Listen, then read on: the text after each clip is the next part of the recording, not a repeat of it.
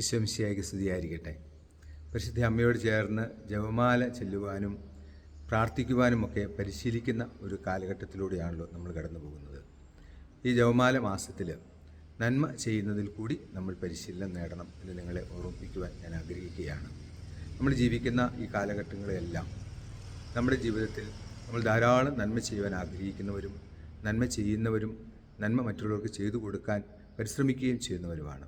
പക്ഷെ പലപ്പോഴും നന്മയുടെ വഴികളിലൂടെ നടക്കുമ്പോൾ നമ്മുടെ ജീവിതത്തിൽ നമ്മൾ പ്രതീക്ഷിക്കാത്ത സ്ഥലത്തു നിന്നും പ്രതീക്ഷിക്കാത്ത വ്യക്തികളിൽ നിന്നും പ്രതീക്ഷിക്കാത്ത രീതിയിലുമൊക്കെ നമുക്കെതിരെ ആരോപണങ്ങളോ അല്ലെങ്കിൽ ആക്ഷേപങ്ങളോ കുറ്റപ്പെടുത്തലുകളോ മുറിപ്പെടുത്തലുകളോ ഒക്കെ ഉണ്ടാകുമ്പോൾ ഇനി ഞാൻ ഈ നന്മ ചെയ്യുവാനില്ല, ഇനി ഇങ്ങനെയുള്ള നന്മകൾ എന്നിൽ നിന്ന് പ്രതീക്ഷിക്കേണ്ട അതിൻ്റെ ആവശ്യമില്ല എന്ന് പറഞ്ഞ് നമ്മൾ പലപ്പോഴും ചെയ്തുകൊണ്ടിരിക്കുന്ന നന്മകളിൽ നിന്നും പിന്തിരിഞ്ഞ് പോകുന്നവരെ കാണാൻ സാധിക്കും.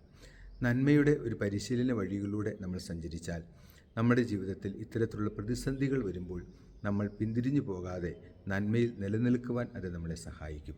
പരിശുദ്ധ അമ്മ നന്മ നിറഞ്ഞവളായിരുന്നു. മറ്റുള്ളവരുടെ ജീവിതത്തിൽ കുറവുകൾ വന്നപ്പോഴൊക്കെ അമ്മ അവരെ സഹായിച്ചിട്ടുണ്ട്, ഈശോയും സഹായിച്ചിട്ടുണ്ട്. എന്നാൽ ജീവിതത്തിൽ പ്രതിസന്ധി വന്നപ്പോഴും ദുഃഖം വന്നപ്പോഴും സഹനം വന്നപ്പോഴും അമ്മ ഒരിക്കലും നന്മ ചെയ്യുന്നതിൽ നിന്നും പിന്തിരിഞ്ഞില്ല. നന്മയുടെ വഴികളിൽ നടക്കുന്നതിൽ നിന്ന് അമ്മ ഒരിക്കലും തൻ്റെ ജീവിതത്തെ മാറ്റിവെച്ചില്ല.